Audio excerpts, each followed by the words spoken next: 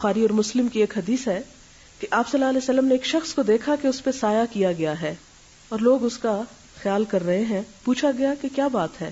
لوگوں نے کہا حضور یہ روزے سے ہیں.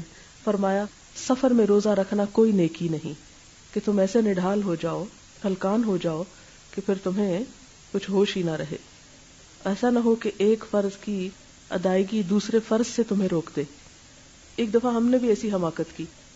ہم اپنے ایجوکیشنل ٹرپ پر تھے، ترکی میں جانا ہوا، تو وہاں رات کے وقت ہم استنبول سے سوار ہوئے صبح انقرہ پہنچنے کے لیے.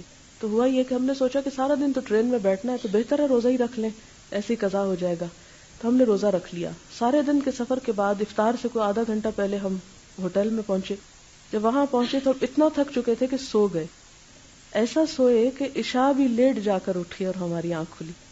اس میں مغرب کی نماز بھی گئی، اس میں روزہ بھی بہت دیر سے کھلا. تو اس وقت یہ بہت شدت سے احساس ہوا کہ جب اللہ تعالیٰ نے ایک رخصت دی ہے تو اس سے فائدہ کیوں نہیں اٹھایا جائے. وہ نماز قضا کر دینا زیادہ برا ہے بنسبت اس کے کہ انسان ضرورت کے تحت روزہ چھوڑ دے. مسند احمد کی ایک روایت ہے ابن عمر اور حضرت جابر سے کہ جو شخص اللہ تعالیٰ کی رخصت کو قبول نہ کرے، جو شخص اللہ کی رخصت کو قبول نہ کرے اسے عرفات کے پہاڑوں برابر گناہ ہوگا.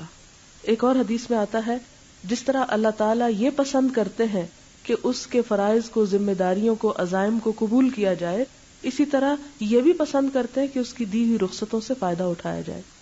اللہ نے جو چیزیں جائز قرار دی وہ پھر ہمارے لیے پسند کیا کہ ہم اس جواز سے فائدہ بھی اٹھائیں.